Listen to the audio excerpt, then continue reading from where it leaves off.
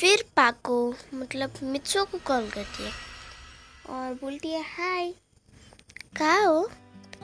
पाको पूछती है। मित्सो बोलता है कि अरे यार मैं तो पार्क में हूँ, पर तुम? तो पाको बोलती है वो ठीक है, असल में मैं तो फुटाबी म्यूजियम में हूँ। और ऐसे पाको को बोलने के बाद पाको फिर से पूछती है तो तुम पार्क में खेल क्यों रहे हो? तुम्हें तो पता ही है तुम्हारा पैर टूटा है। पर मैं बोलता है अरे हाँ सॉरी। हाँ कल मैं जा रहा हूँ, बिल्कुल जा रहा हूँ, ठीक है बाय।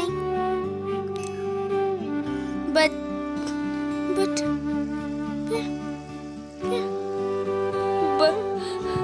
बचाओ!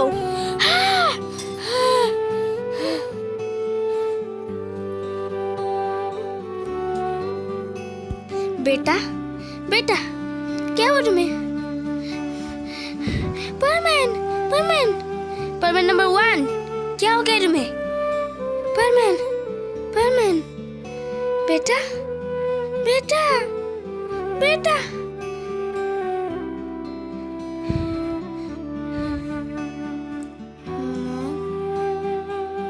Dad,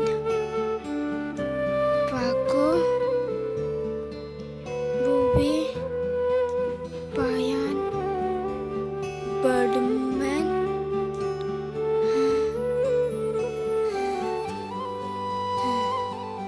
उस दिन के बाद वो अपना पैर खो जाता है। बट ऑफिसर, ये कैसे हो सकता है? इतना बड़ा सुपर हीरो का मतलब एक कार एक्सीडेंट से कैसे उसका पैर कैसे टूट सकता है? चिंता मत करो, अभी सिर्फ 2 ही महीने हुए हैं इस बात के। उस दिन के बाद परमैन अपने दोनों पैर से चलना बंद कर देता है। उसे एक व्हील चेयर पे जाना पड़ता है।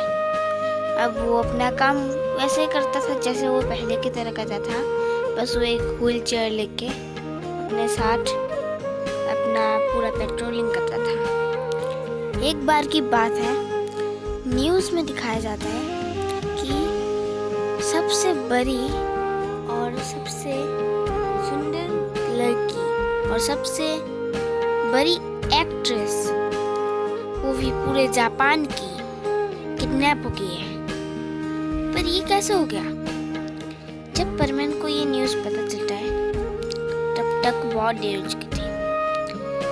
उसका पैर मतलब खराब हुए से 2 हफ्ते हो गए थे। तभी हमें एक जगह दिखाया जाता है, वहाँ पर एक स्पेसशिप रहता है जिससे एक हमें काला शैडो दिखाया जाता है।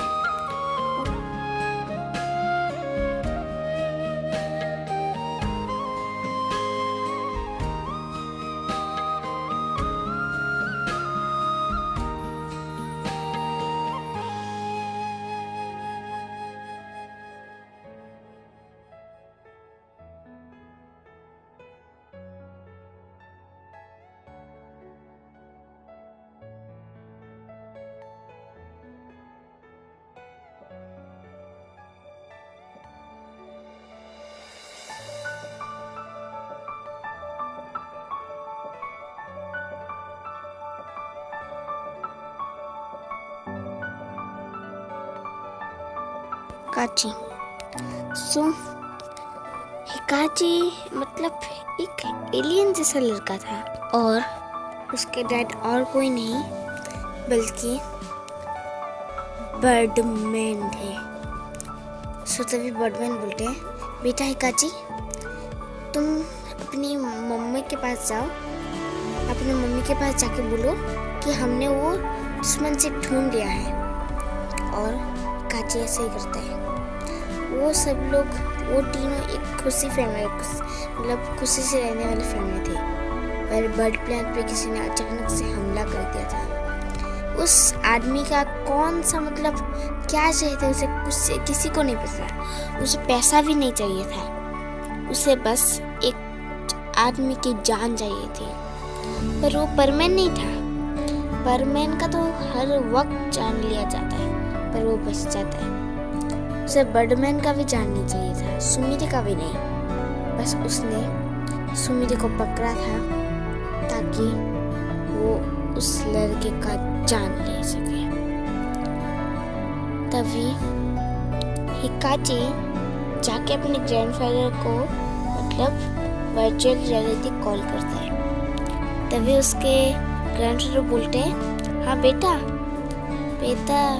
मैं तो अभी बुढ़ा हो चुका हूँ, तो अब मुझे मरने का वक्त आ गया है और मरने से पहले मैं ये चाहता हूँ कि मैंने तुम्हारे जाने से पहले यहाँ से जाने से पहले एक तुम्हारे बैग पे एक सीक्रेट चीज़ लगा था।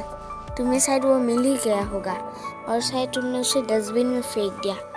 बस डस्टबिन से उठा के देखो, उसका बटन दबाओ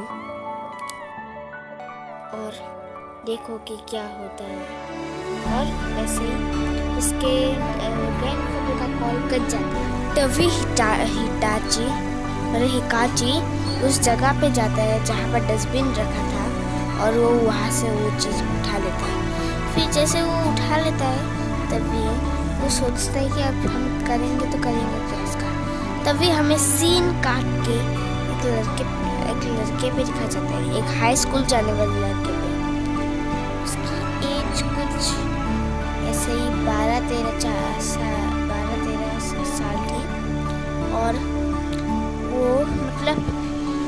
वो एक सफ़ेद कलर का ड्रेस पहना था, एक नेवी ब्लू कलर का पैंट वी शॉर्ट और फिर उसके कंधे पे एक बैग था। उसके बाल स्ट्रेट थे और वो वहाँ से गुजर रहा था। सारे लड़कियाँ उसके ऊपर मतलब उसके दीवाने थे और हमें दिखाया जाता है कि वो लड़का और कोई नहीं, हमारा अपना परमैन और मित्सो था। उसका पैर टूट गया था, दोनों पैर टूट गए थे, पर फिर भी सब लोग उसके दीवाने थे। और जैसे ही वो आगे बढ़ता है तभी हमें फिर से सीन काट के एक लड़की पे दिखाया जाता है जो सफ़ेद कलर की पूरी ड्रेस पहनी थी और उसके सामने एक शैडो आता है। वो लड़की चिल्लाती है, बचाओ बचाओ परमैन, मुझे बचाओ। पर वहाँ पर कोई नहीं आया था उसे बचाने। और वो लड़की कोई और नहीं, हमारी सुमिरे थी, सुमिरे। और फिर उसको पता चलता है कि ये जो आदमी है ये और कोई नहीं बल्कि उसका बचपन का फ्रेंड है, बचपन का फ्रेंड। सो जैसे वो देखता है उसका बचपन का फ्रेंड है तभी हमें फिर से सीन काट के दिखाया जाता है। फिर हमें मित्सो पे दिखाया जाता है जो एक बहुत बड़ा सुपरस्टार बन गया था। वो ऐसे वो एक गाना गाने वाला था। जब वो गाना गाने जाता है स्टेज में तब सब लोग एकदम चिल्ला उठते हैं, मित्सो मित्सो मित्सो ऐसे बोल के। और फिर हमें फिर से सीन काट के दिखाया जाता है कि जो सुमिरे थी वो उस आदमी को पहचान जाती है और आपको पहचाना ही होगा। अब वो जो पहचान जाती है उस लड़के को तब जो वो देखती है वो शॉक रह जाती है। उस लड़के के हाथ में एक लॉकेट था। उस लॉकेट में एक लड़के का फोटो था और हाँ, वो और कोई नहीं, वो अपना मित्सो था। और फिर तभी हमें दिखाया जाता है कि जो मित्सो है, गाना गा के अपने घर जा रहा था।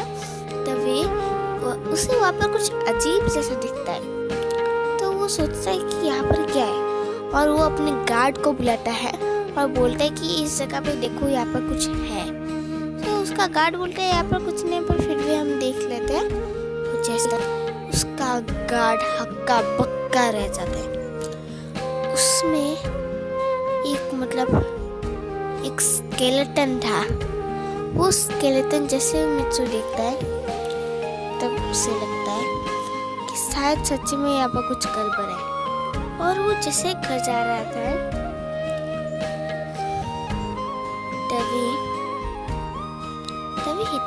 तभी हिकाची जो रहता है वो अपना स्पेस सूट लेके आता है और एक उसके पास एडवांस गैजेट था। तभी हिकाची बोलता है, मैंने तुम्हें पहचान लिया, तुम परमैन हो ना। तो परमैन शॉक हो जाता है, मतलब मित्सु, और वो बोले तुम्हें मेरी आइडेंटिटी कैसे पता। और तभी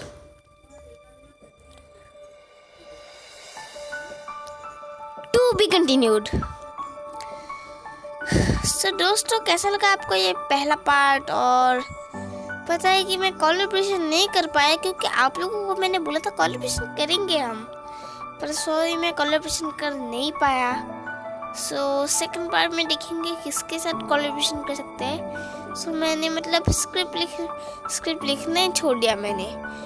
फर्स्ट से लेकर जो तभी हिताची तक था, हिकाची तक पहली बार जो गलती हुआ था तब तक मैंने स्क्रिप्ट से लिखा था, पर बाकी के कुछ लाइंस मैंने अपने आप से लिखे थे कि कोलैबोरेशन करने से मेरा मूड ही हो गया था कि मैं एक कोलैबोरेशन करूँगा, बढ़िया मज़ा आएगा।